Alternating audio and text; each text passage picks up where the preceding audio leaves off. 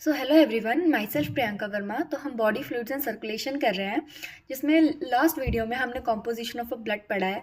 तो आज हम पढ़ेंगे blood grouping, coagulation of a blood and lymph. तो हम लास्ट वाला लेक्चर सबसे पहले रिवाइज करेंगे एंड देन हम आगे प्रोसीड करेंगे, ठीक है। सो कॉम्पोजिशन ऑफ अ ब्लड हम देखेंगे, ठीक है।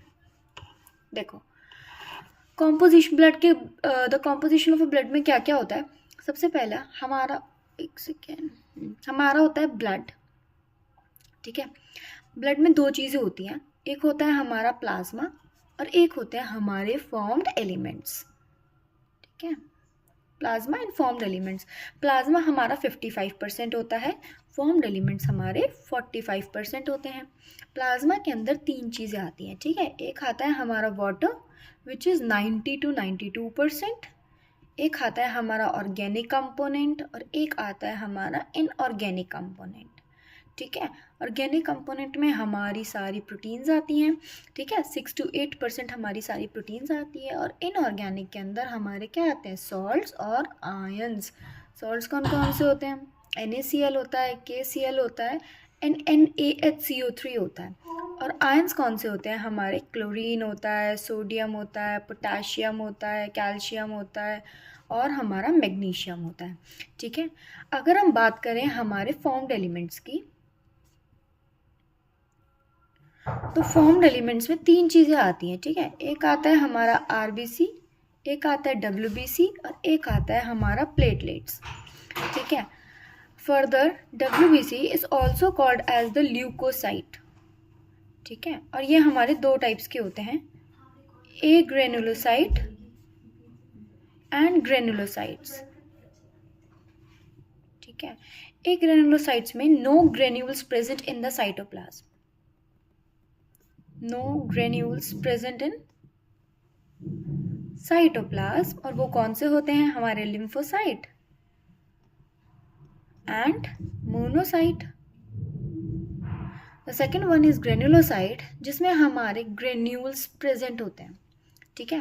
ग्रेन्यूल्स किस में होते हैं, हमारे यूजोफिल में होते हैं, हमारे बेसोफिल में होते हैं और एक होते हैं हमारे न्यूट्रोफिल्स में, ठीक है। तो आई होप आप सबको ये अच्छे से समझ में आया हो। तो आज हम प्रोसीड करेंगे, हमारा ब्लड ग्रुपिंग पढ़ेंगे, कोएगुलेशन ऑफ अ ब्लड पढ़ेंगे एंड लिम्फ पढ़ेंगे, ठीक है। So what is blood grouping. Blood grouping क्या होता है, ठीक है। सबसे पहले दो ब्लड ग्रुप्स प्रेजेंट होते हैं, है ना। हमारी बॉडी में दो ब्लड ग्रुप्स होते हैं, एक आता है ABO ब्लड ग्रुप और एक आता है हमारा RH blood group. ABO blood group और RH ब्लड ग्रुप, ठीक है। ABO ब्लड ग्रुपिंग में क्या होता है, ABO ब्लड ग्रुपिंग जो होती है ना, it is basically based on the presence और absence of two surface antigen. मतलब हमारी RBC की सरफेस पे ना दो एंटीजन्स प्रेजेंट होते हैं, एक A होता है और एक B होता है, ठीक है। तो ABO ब्लड ग्रुपिंग उसी पे बेस्ड होती है, ऑन द प्रेजेंस और absence of two surface antigens on the RBCs which is A and B, ठीक है। अब ये एंटीजन्स क्या होते हैं, एंटीजन्स ऐसे केमिकल्स होते हैं ना जो इंड्यूस करवाते हैं हमारे इम्यून रिस्पॉन्स को, ठीक है। जो इंड्यूस कराते हैं इम्यून रिस्पॉन्स को, मतलब जब एंटीजन हमारी बॉडी में एंटर करेगा ना, तो हमारी बॉडी इम्यून रिस्पॉन्स को प्रोड्यूस करेगी, एंटीबॉडीज़ को प्रोड्यूस करेगी against that antigen, okay. Similarly plasma होता है, जो प्लाज्मा होता है ऑफ डिफरेंट इंडिविजुअल, वो कंटेन करता है नेचुरल एंटीबॉडीज़ को कंटेन करता है, ठीक है। एंटीबॉडीज़ क्या होती हैं, वो ऐसी प्रोटीन्स होती हैं जो प्रोड्यूस होती हैं रिस्पॉन्स टू एंटीजन। मतलब कोई एंटीजन हमारी बॉडी में एंटर करा, ठीक है, तो उसके रिस्पॉन्स में एक एंटीबॉडी प्रोड्यूस्ड होगी, उसी को बोलते हैं कि हमारा इम्यून रिस्पॉन्स इंड्यूस हुआ है। जो किसने करवाया, हमारे एंटीजन्स ने करवाया है। एंटीजन्स कहाँ प्रेजेंट होते हैं, एंटीजन्स हमारी RBCs की सरफेस पे प्रेजेंट होते हैं और एंटीबॉडीज़ हमारे प्लाज्मा में होती है। एंटीजन्स जो होते हैं वो केमिकल्स होते हैं, ठीक है, और जो एंटीबॉडी होती है वो प्रोटीन होती है। तो सिंपल एक चीज़ याद रखनी है, एंटीजन्स एक ऐसे केमिकल्स होते हैं जो हमारी RBCs की सरफेस पे प्रेजेंट होते हैं, जो इम्यून रिस्पॉन्स को इंड्यूस कराते हैं। और दो एंटीजन होते हैं हमारे पास, A एंटीजन और B एंटीजन, जो RBC की सरफेस पर होते हैं, ठीक है। देन एंटीबॉडी हमारे प्लाज्मा में है। एंटीबॉडी एक ऐसी प्रोटीन है जो प्रोड्यूस होती है in response to that antigen, okay, ठीक है। अब क्या होता है, जब हम ब्लड ट्रांसफ्यूजन करते हैं ना, तो कोई भी ब्लड हम नहीं चढ़ा देते, है ना। जो ब्लड है डोनर का वो मैच करना चाहिए with the blood of the recipient, ठीक है। The blood of a donor has to be carefully matched, वो प्रॉपरली केयरफुली मैच होना चाहिए। अगर ब्लड ग्रुप मैच नहीं होगा तो क्या हो जाएगी, सीवियर प्रॉब्लम्स ऑफ क्लम्पिंग मतलब डिस्ट्रक्शन ऑफ आरबीसीज। अगर हमने कोई और ब्लड का ट्रांसफ्यूजन करवा दिया तो उसकी वजह से ना सीवियर प्रॉब्लम्स हमें फेस करने को मिलेगी, जिसको बोलते हैं डिस्ट्रक्शन ऑफ आरबीसीज। ठीक है, देखो यही बात है। एंटीजन हमारे आरबीसी की सरफेस पे होता है, जो कि केमिकल्स होते हैं जो हमारे इम्यून रिस्पॉन्स को इंड्यूस करवाते हैं। ठीक है, और जो एंटीबॉडीज़ होते हैं वो हमारे प्लाज्मा में होते हैं। ठीक है, वो प्रोटीन्स होते हैं हमारे। अब देखो, तो हमारे पास देखो ब्लड ग्रुप जो होते हैं ना, वो 4 ब्लड ग्रुप होते हैं। एक ए ब्लड ग्रुप होता है, एक बी होता है, एक ए बी होता है और एक ओ होता है। ठीक है, अगर हम ए ब्लड ग्रुप की बात करें, है ना, हम ये टेबल देखते हैं। देखो, अगर हम ए ब्लड ग्रुप की बात करें तो एंटीजन कौन सा होगा? अगर किसी का बंदे का ए ब्लड ग्रुप है तो उसके आरबीसीज की सरफेस पर जो एंटीजन होगा ना वो भी ए होगा। जो एंटीबॉडीज उसकी प्लाज्मा में होगी वो एंटीबॉडी बी होगी। देखो, अगर इसके प्लाज्मा में एंटीबॉडी ए प्रेजेंट होती ना तो वो इस एंटीजन को मार देती है। अगर इस एंटीजन को मार देती तो क्लम्पिंग हो जाती भाई, आरबीसी की डिस्ट्रक्शन हो जाता आरबीसी का। हमें ऐसा नहीं करना है, इसलिए हमारी एंटीबॉडी बी प्रेजेंट होती है।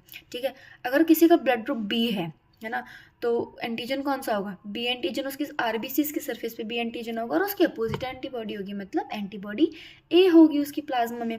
सिमिलरली अगर किसी का ब्लड ग्रुप ए भी है तो मतलब ए एंटीजन भी है उसकी आरबीसी की सरफेस पे, बी एंटीजन भी है उसकी आरबीसी की सरफेस पे। और एंटीबॉडीज़, कोई एंटीबॉडीज़ नहीं है, कोई एंटीबॉडी उसके प्लाज्मा में नहीं होती। ठीक है, किसी का ब्लड ग्रुप ओ है तो उसमें एंटीजन नहीं होगा, nil, no antigens on the RBC surface.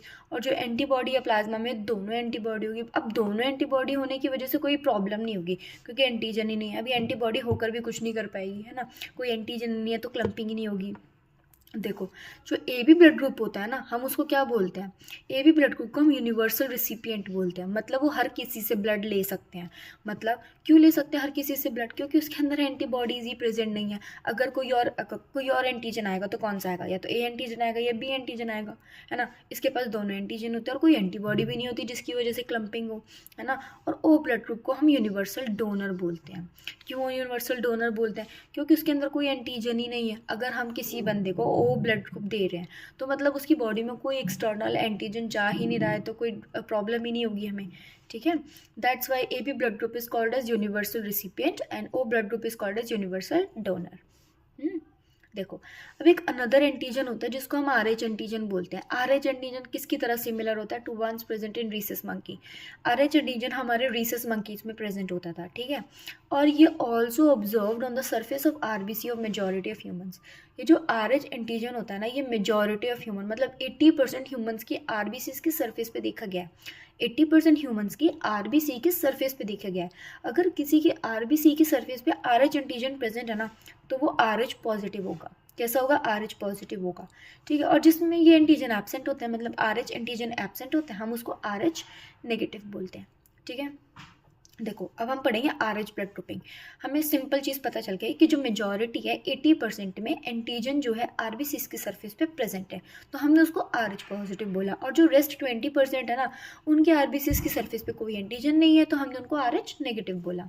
ठीक है, अब आर एच ब्लड ग्रुपिंग में क्या आता है? आर एच ब्लड ग्रुपिंग में ना एक कंडीशन हो जाती है आर एच इनकम्पैटिबिलिटी। ये क्यों होती है? देखो, जब एक R H negative person if expose to an R H positive person will form specific antibody against antigen. देखो, कोई आर एच नेगेटिव एंटीजन है, आर एच नेगेटिव पर्सन है, मतलब उसकी बॉडी में आर एच एंटीजन एब्सेंट है। तो अगर वो किसी आर एच पॉजिटिव पर्सन के साथ कॉन्टैक्ट में आएगा तो आर एच पॉजिटिव एंटीजन जो है, जो आर एच एंटीजन है, वो आर एच नेगेटिव पर्सन की बॉडी में चला जाएगा। इसके पास तो कोई एंटीजन ही नहीं है ना, नो एंटीजन। ठीक है, जब एक्सपोज्ड हुआ ये आर एच पॉजिटिव पर्सन के साथ तो इसने अपना आर एच इसे दे दिया, इसने अपना आर एच एंटीजन इसे दे दिया। तो जब इसके पास जब आर एच एंटीजन आ जाएगा तो ये कोई बाहर का एंटीजन है ना, तो ये इंड्यूस करेगा इम्यून रिस्पॉन्स को, तो एंटीबॉडीज उसके खिलाफ प्रोड्यूस हो जाएंगी। एंटीबॉडी बन जाएगी तो डिस्ट्रक्शन हो जाएगा, आरबीसी का क्लम्पिंग हो जाएगी। ठीक है, देखो जब एक R H negative person expose होता है किसी आर एच पॉजिटिव पर्सन के साथ ना, तो वो फॉर्म करता है स्पेसिफिक एंटीबॉडीज। एंटीबॉडी क्यों बना रहा है? क्योंकि इसने एंटीजन इसको दे दिया अगेंस्ट एंटीजन, उस एंटीजन के अगेंस्ट वो एंटीबॉडी बनाता है। ठीक है, देखो आर एच इनकम्पैटिबिलिटी क्या होती है? आर एच इनकम्पैटिबिलिटी के अंदर ना एक केस होता है। आर एच इनकम्पैटिबिलिटी एक केस होता है। ठीक है, इरेथ्रोब्लास्टोसिस फीटालिसिस का एक केस होता है जिसके अंदर क्या होता है? R H negative pregnant mother RH negative होती है और जो फीटस होता है, ठीक है, वो RH पॉजिटिव होता है। सबसे इम्पॉर्टेंट चीज़ है ये कि जो मदर होगी ना वो होगी RH नेगेटिव और जो फीटस होगा वो होगा RH पॉजिटिव। देखो, अगर इन दोनों का ब्लड आपस में कांटेक्ट में आया तो ये अपना RH एंटीजन इसे दे देगा, मदर के ब्लड में RH एंटीजन चला जाएगा, तो मदर के ब्लड में ये RH एंटीजन करेगा क्या, ये इंड्यूस कर देगा इम्यून रिस्पॉन्स को, इम्यून रिस्पॉन्स को इंड्यूस कर देगा तो एंटीबॉडीज़ बन जाएंगी, ठीक है, यही इसमें बताया हुआ है। अब आगे देखते हैं इसमें क्या होता है। देखो, RH antigen of the foetus do not get expose to RH negative mother blood in the, देखो फर्स्ट प्रेगनेंसी हुई, ठीक है, फर्स्ट प्रेगनेंसी में RH पॉजिटिव फीटस जो है उसका ब्लड मदर के ब्लड के साथ कॉन्टैक्ट में नहीं आएगा, लेकिन जब डिलीवरी होगी हमारे फर्स्ट चाइल्ड की, ठीक है, तो पॉसिबिलिटी है of exposure of maternal blood to small amount of RH positive blood from the foetus, मतलब थोड़ी बहुत पॉसिबिलिटी है कि दोनों का ब्लड आपस में कांटेक्ट में आ जाए। अगर दोनों का ब्लड आपस में कांटेक्ट में आया, मतलब मदर का blood which is RH negative and fetus का blood which is RH positive, अगर दोनों कांटेक्ट में आएंगे तो RH एंटीजन फ्रॉम फीटस वो कहाँ चला जाएगा, RH नेगेटिव मदर के ब्लड में। RH नेगेटिव मदर के ब्लड में अगर एंटीजन गया, RH एंटीजन गया, तो वो स्पेसिफिक एंटीबॉडीज़ को प्रोड्यूस करेगा, ठीक है। देखो, possibility of exposure of the maternal blood, मतलब मेटर्नल ब्लड की पॉसिबिलिटी है कि वो small amount of RH positive blood from foetus, मतलब फीटस के ब्लड के साथ कॉन्टैक्ट में आ जाए। अगर कॉन्टैक्ट में आ गया तो मदर स्टार्ट प्रिपेयरिंग एंटीबॉडीज़, तो मदर एंटीबॉडीज़ प्रिपेयर करना शुरू कर देगी against RH antigen in the blood, है ना। तो मदर की जो ब्लड है उसके अंदर एंटीबॉडीज़ बनेंगी उस पर्टिकुलर एंटीजन के लिए, ये जो RH एंटीजन आया है इसके अगेंस्ट में एक एंटीबॉडी बनेगी। तो एंटीबॉडी बन गई, ठीक है, कुछ नहीं हुआ, फर्स्ट प्रेगनेंसी में कुछ नहीं हुआ, डिलीवरी भी अच्छे से हो गई, कुछ नहीं हुआ, बस डिलीवरी के टाइम पे एंटीबॉडीज़ मदर के ब्लड में बन गई। जब सेकेंड प्रेगनेंसी होगी, जब सब्सिक्वेंट प्रेगनेंसीज होगी तो RH एंटीबॉडी तो मदर के ब्लड में है ना, RH antibody from the mother RH negative can leak into the blood of the foetus, ठीक है। सब्सिक्वेंट प्रेगनेंसीज हुई, अगली प्रेगनेंसी में कोई कॉम्प्लिकेशन नहीं आया, लेकिन जब डिलीवरी होगी सेकेंड प्रेगनेंसी की तो दोनों का ब्लड, मतलब मदर का ब्लड और फीटस का ब्लड आपस में कॉन्टैक्ट में आएगा। जब वो आपस में कॉन्टैक्ट में आएगा तो जो एंटीबॉडीज़ होती है ना, जो मदर के ब्लड में RH एंटीजन के अगेंस्ट जो एंटीबॉडीज़ बनी थी ना, वो कहाँ चली जाएगी, वो लीक आउट कर जाएगी हमारे RH पॉजिटिव फीटस के ब्लड में। जब RH पॉजिटिव फीटस के ब्लड में वो एंटीबॉडीज़ चली गई तो वो क्या करेंगी, वो RH एंटीजन को डिस्ट्रॉय करेंगी, है ना, उसी के खिलाफ तो बनी थी वो एंटीबॉडी, तो वो जो एंटीबॉडी है वो RH एंटीजन को डिस्ट्रॉय करेंगे, जिसकी वजह से क्लम्पिंग हो जाएगी, डिस्ट्रक्शन हो जाएगा RBCs का। जब RBCs का डिस्ट्रक्शन हो जाएगा तो जॉन्डिस होगा, अनीमिया होगा, ठीक है। देखो दोबारा देखते हैं, RH एंटीबॉडीज़, ठीक है, मदर में थी, RH नेगेटिव मदर में बनी थी फर्स्ट प्रेगनेंसी में, कैन लीक कर जाएगी to the blood of the foetus के ब्लड में चली जाएंगी। जब वो एंटीबॉडीज चली जाएंगी तो वो RH एंटीजन को डिस्ट्रॉय कर देंगे, क्योंकि RH पॉजिटिव है ना, RH एंटीजन है उसमें, तो उसको डिस्ट्रॉय कर देंगे। जब तो hence destroy the fetal RBCs को डिस्ट्रॉय कर देंगे, जिसकी वजह से सीवियर अनीमिया हो जाएगा, जॉन्डिस हो जाएगा BP को।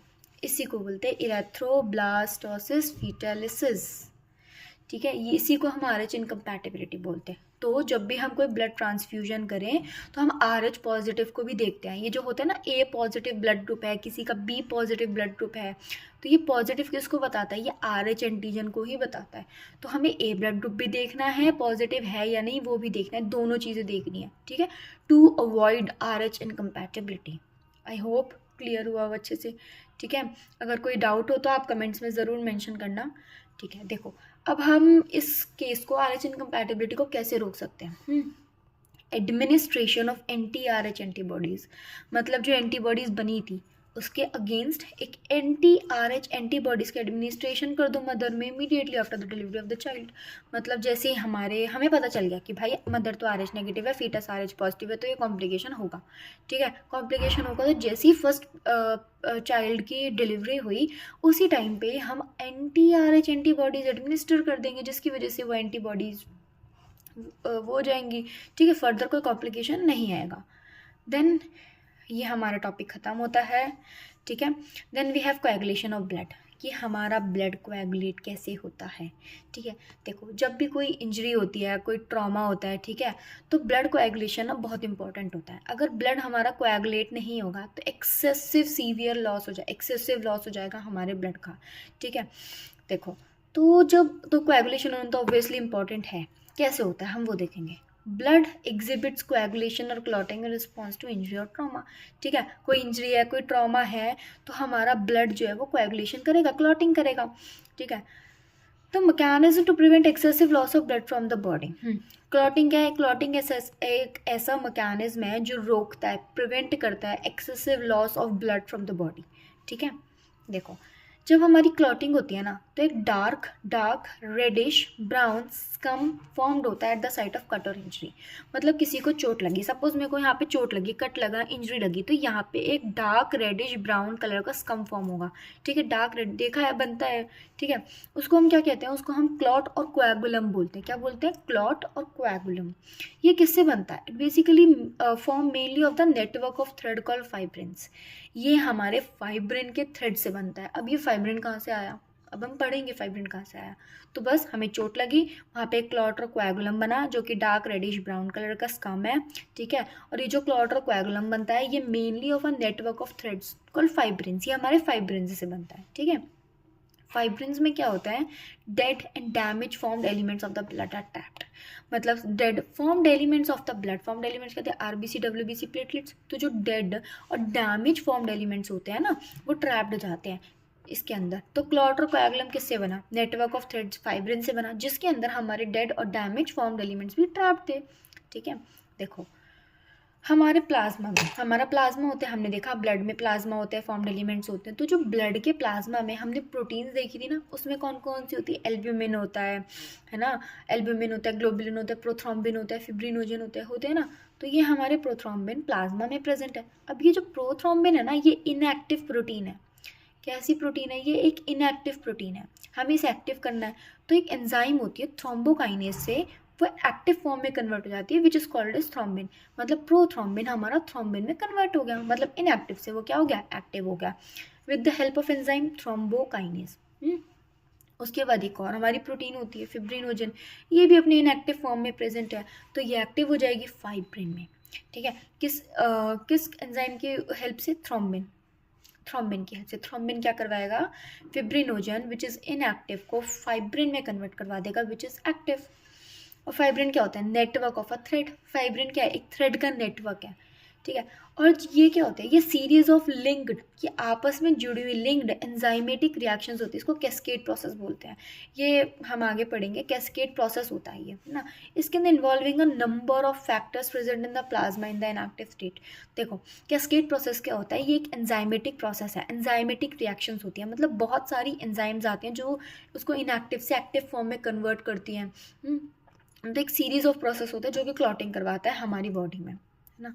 देखो कोई इंजरी हुई, हमें कोई ट्रॉमा हुआ, है ना, कोई इंजरी हुई, कोई ट्रॉमा हुआ, तो क्या होता है? तो वो स्टिमुलेट करता है हमारी प्लेटलेट्स को हमारे ब्लड में to release certain factors which activates the mechanism of coagulation. मतलब हमें कोई इंजरी हुई, कोई ट्रॉमा हुआ, तो वहाँ पे वो स्टिमुलेट करेगा किसको? हमारी प्लेटलेट्स को। हमारे ब्लड में प्लेटलेट्स होती है ना, तो वो प्लेटलेट्स को स्टिमुलेट करेगा जो कि हमारी ब्लड में कि भाई सर्टेन फैक्टर्स को रिलीज़ करो ताकि हम कोएगुलेशन को क्या कर सकें? एक्टिवेट कर सकें, मतलब हम कोएगुलेशन के प्रोसेस को शुरू कर सकें, सर्टेन फैक्टर्स को रिलीज़ करो।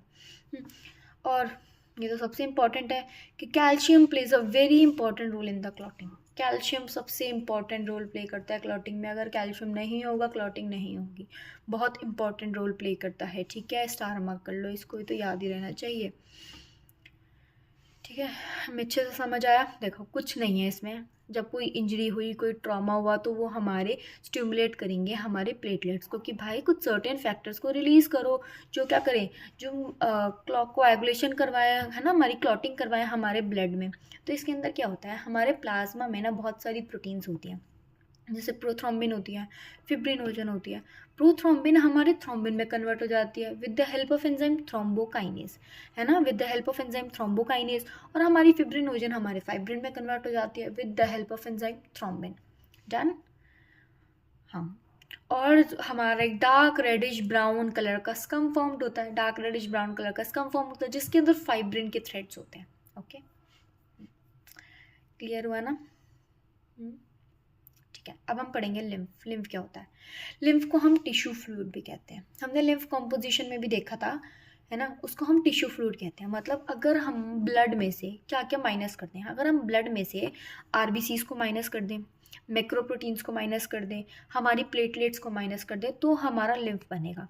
तो हमने इसमें किस चीज़ को माइनस नहीं करा? डब्ल्यूबीसीज को माइनस नहीं करा। एक ये चीज़ ध्यान रखनी है कि लिम्फ में हमारे डब्ल्यूबीसी प्रेजेंट होते हैं। तो देखो, जो हमारा लिम्फ है, लिम्फ को हम टिश्यू फ्लूइड कहते हैं। ये कलरलेस होता है, इसमें RBC, platelets and macroproteins are absent. इसके अंदर क्या मतलब, अगर हम देखो, अगर हम हमारे ब्लड में से क्या क्या माइनस कर दें, आरबीसी माइनस कर दें, है ना, प्लेटलेट्स माइनस कर दें और हमारी मैक्रोप्रोटीन्स माइनस कर दें, तो हमारा लिम्फ बन जाएगा। ठीक है, तो क्या बन जाएगा? लिम्फ बन जाएगा। तो इसमें आरबीसी, प्लेटलेट्स, मैक्रोप्रोटीन्स एब्सेंट होती हैं, लेकिन इसमें डब्ल्यूबीसी हमारे प्रेजेंट होते हैं। इस चीज़ को ध्यान रखना है, डब्ल्यूबीसी हमारे प्रेजेंट होते हैं।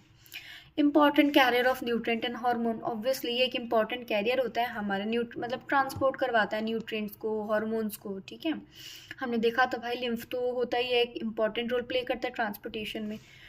When blood flow through टिनी blood vessels in our body. देखो, एक चीज़ बताती हूँ, जब ब्लड हमारे टाइनी ब्लड वेसल से फ्लो करता है हमारी बॉडी में, ठीक है, तो water and small substances leak out of the blood, हमारे ब्लड से लीक आउट हो जाते हैं। देखो, एक ब्लड है, वो फ्लो कर रहा है हमारी tiny blood vessel. Tiny blood vessel क्या होती है? हमारी कैपिलरीज होती हैं। जब वो हमारी कैपिलरी से फ्लो करता है ना, तो वाटर और स्मॉल सब्सटेंसेस जैसे ऑक्सीजन हो गया, ग्लूकोज हो गया, सॉल्ट्स होते हैं, ये ब्लड में से लीक आउट हो जाते हैं। और ये ब्लड में से लीक आउट होकर कहाँ चले जाते हैं? ये हमारे इंटरस्टिशियल स्पेस में चले जाते हैं। इंटरस्टिशियल स्पेस क्या होता है? मतलब हमारे सेल्स के बीच का स्पेस। ठीक है, देखो, अब ये लीक आउट हुए, तो जो फ्लूइड दैट कम्स आउट, जो बाहर आया है ये वाला फ्लूइड, वो क्या करता है? Fill the space between the body cell is called tissue fluid और इंटरस्टिशियल फ्लूइड। ठीक है, मतलब ब्लड हमारा कैपिलरी से फ्लो कर रहा था, जब वो कैपिलरी से फ्लो कर रहा था तो कुछ वाटर होते हैं, स्मॉल सब्सटेंसेस होते हैं, वो ब्लड में से लीक आउट हो जाते हैं। जब वो ब्लड में से लीक आउट हो गए तो वो कहाँ चले जाते हैं? वो हमारे इंटरस्टिशियल स्पेस में चले जाते हैं। इंटरस्टिशियल स्पेस क्या होता है? हमारे सेल्स के बीच के स्पेस को हम इंटरस्टिशियल स्पेस बोलते हैं। ठीक है, और टिश्यू, उसको हम टिश्यू फ्लूइड और मतलब वो वहाँ पे वो फ्लूइड उस स्पेस में गया है, तो हमने उसे टिश्यू फ्लूइड बोला और इंटरस्टिशियल फ्लूइड बोला। ठीक है, क्योंकि वो हमारे इंटरस्टिशियल स्पेस में गया है और टिश्यू स्पेस में गया है, मतलब सेल्स के बीच के स्पेस में गया। It act as a medium for exchange. ये मीडियम फॉर एक्सचेंज है ना, एक्सचेंज करवाता है, हमारे ट्रांसपोर्ट करवाने में हेल्प करता है ना, न्यूट्रिएंट्स को, ऑक्सीजन को, गैसेस को। न्यूट्रिएंट, ऑक्सीजन, गैसेस को ट्रांसपोर्ट करवाता है। कैसे होती है ये? मूव कहाँ से करती है? हमारे ब्लड है, ब्लड में से वो टिश्यू फ्लूइड में जाएंगी, इसे बॉडी सेल में चली जाएंगी। मतलब सबसे पहले ऑक्सीजन हमारे ब्लड में आई, ठीक है, उसने उसे टिश्यू फ्लूइड में भेज दिया, उससे उसने बॉडी सेल्स में भेज दिया, है ना, ट्रांसपोर्ट करवाने का काम कर रहा है। और वेस्ट प्रोडक्ट हमारे सेल्स में होता है, सेल्स से टिश्यू फ्लूइड में आएगा, टिश्यू फ्लूइड से हमारे ब्लड में आ जाएगा। देखो, all exchange between blood and cells happens through tissue fluid. सारा जो एक्सचेंज होता है हमारे ब्लड से सेल में या हमारे सेल से ब्लड में, वो सब टिश्यू फ्लूइड की वजह से ही होता है। ठीक है, the extra tissue fluid is collected by a network of vessel called the lymphatic system. ठीक है, जो एक्स्ट्रा टिश्यू फ्लूइड बचा होता है वो किससे कैरिड आउट कर लिया जाता है? हमारे लिम्फेटिक सिस्टम से कैरिड आउट कर लिया जाता है। One this fluids enters the lymph vessel is called lymph. जब वो फ्लूइड हमारे लिम्फ वेसल्स में एंटर कर जाता है हम उसको लिम्फ कहते हैं।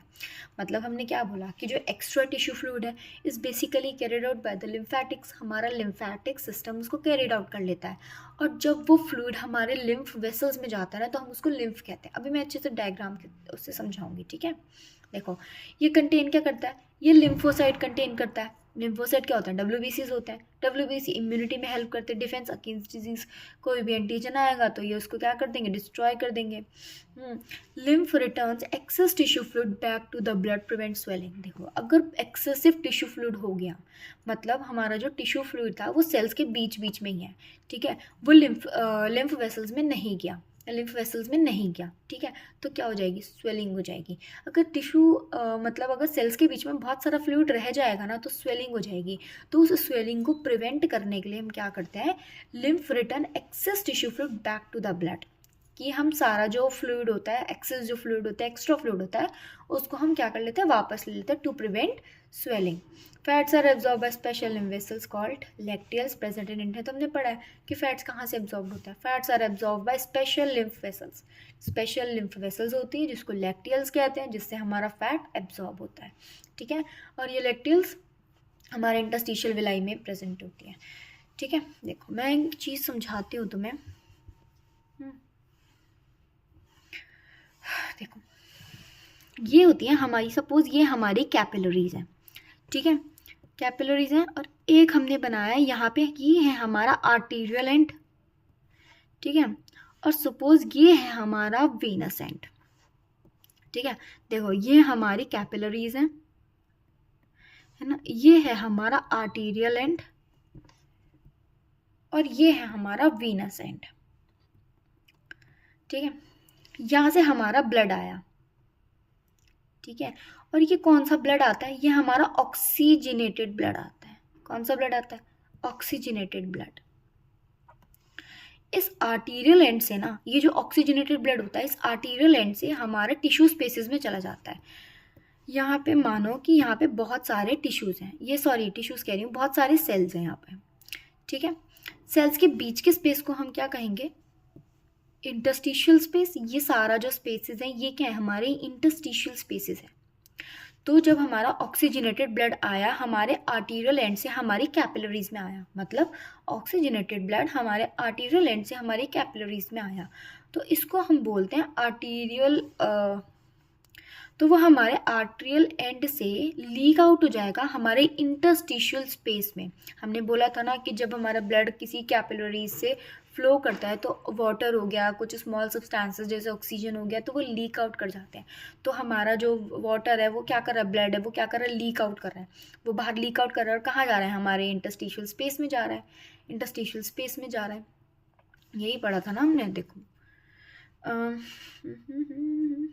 कहाँ है, देखो when blood flows through tiny blood vessels in our body, tiny blood vessels को हम कैपिलरीज बोलते हैं।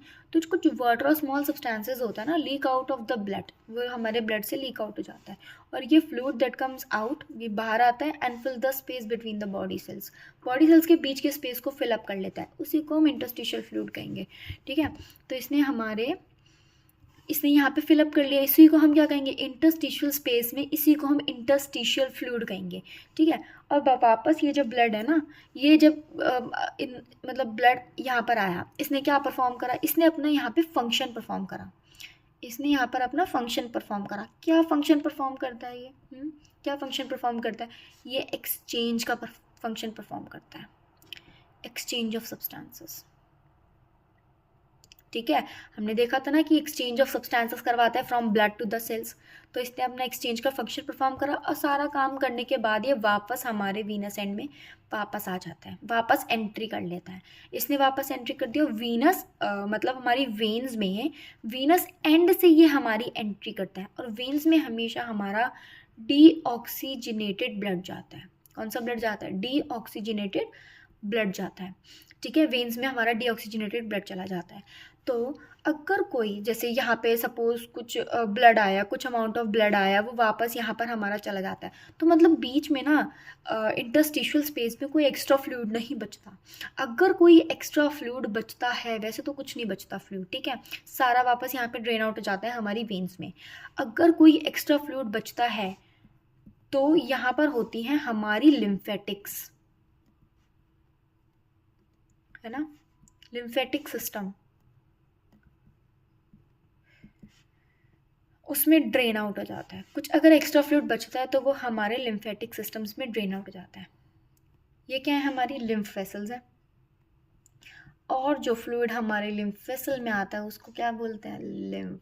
समझ आया, लिम्फ में क्यों, लिम्फ वेसल्स में क्यों फ्लूइड आया, अगर एक्स्ट्रा फ्लूइड यहाँ पे रह जाता तो स्वेलिंग हो जाती, हमें स्वेलिंग को रोकना है, तो हमने जो भी एक्स्ट्रा फ्लूइड, मतलब ब्लड यहाँ हमारा जो फ्लूइड था वो वेन्स में नहीं जा पाया, ठीक है, कुछ एक्स्ट्रा फ्लूइड यहाँ बच गया, तो वो हमारे लिम्फेटिक से, हमारी लिम्फ वेसल से वापस चला जाएगा, वापस ब्लड में चला जाएगा। अगर नहीं जाएगा तो स्वेलिंग हो जाएगी, यही काम होता है, ठीक है। मैं दोबारा बता देती हूँ कि देखो ये हमारी कैपिलरीज हैं, ये हमारी आर्टरी है, ठीक है, ये हमारी कैपिलरीज है, ये हमारी आर्टरी है, ये हमारी वेन है, ठीक है, ये हमारी वेन है, ये हमारा आर्टीरियल एंड है, ये हमारा वीनस एंड है, ठीक है। यहाँ पर सपोज करो हमारी लिम्फ वेसल्स हैं, इसको क्या मार्क कर लो, ये हमारी क्या है, लिम्फ वेसल्स, और ये हमारे यहाँ पे बॉडी के सेल्स हैं, है ना, ये क्या है, हमारे बॉडी के सेल्स, और बॉडी के सेल्स के बीच में क्या है, इंटरस्टिशियल स्पेस, इंटरस्टिशियल स्पेस है ये, ठीक है। यहाँ से हमारा ऑक्सीजनेटेड ब्लड आया, कौन सा ब्लड आया, ऑक्सीजनेटेड ब्लड, ठीक है, ऑक्सीजनेटेड ब्लड आया हमारे आर्टीरियल एंड से, हमारे आर्टीरियल एंड से वो बाहर इंटरस्टिशियल स्पेस में चला गया। जब वो बाहर इंटरस्टिशियल स्पेस में गया तो उसने अपना फंक्शन परफॉर्म करा एक्सचेंज करने का, उसके बाद वो वापस हमारे वीनस एंड में ड्रेन आउट हो जाता है। अपना सारा फंक्शन परफॉर्म करने के बाद, एक्सचेंज ऑफ न्यूट्रिएंट्स, हार्मोन्स अब करने के बाद वो वापस कहाँ ड्रेन आउट हो जाता है, हमारे वीनस एंड में ड्रेन आउट हो जाता है, ठीक है। वीनस एंड में कौन सा ब्लड होता है, डीऑक्सीजनेटेड ब्लड होता है, कौन सा ब्लड होता है, डीऑक्सीजनेटेड, हमेशा डीऑक्सीजनेटेड ब्लड होता है। तो बीच में ये सारा ड्रेन आउट हो गया, तो इंटरस्टिशियल स्पेस में कोई भी फ्लूइड नहीं बचा। बाय चांस कोई एक्स्ट्रा फ्लूइड रह जाता है तो वो हमारी लिम्फ वेसल्स, जिसको हम लिम्फेटिक्स बोलते हैं, वहाँ से ड्रेन आउट हो जाता है वापस हमारे ब्लड में। सपोज कोई एक्स्ट्रा फ्लूइड रह गया तो वो हमारे लिम्फ वेसल से हमारे वापस कहाँ चला जाएगा, ब्लड में चला जाएगा। और ये क्यों जाता है, टू प्रिवेंट स्वेलिंग। अगर हमारे लिम्फ वेसल्स में नहीं जाएगा तो यहाँ पे रह जाएगा, स्वेलिंग हो जाएगी, ठीक है। और जो फ्लूइड लिम्फ वेसल्स में जाता है उसको क्या बोलते हैं, हम लिम्फ बोलते हैं। आई होप आप सबको समझ आया हो। मैंने बहुत कोशिश करी उसको समझाने की, लिम्फ समझ नहीं आता है, मेरे को भी नहीं आता था। आई होप आपको समझ आया हो। Thank you. अगर अच्छा लगे तो like, share, comment, subscribe. Okay, thank you.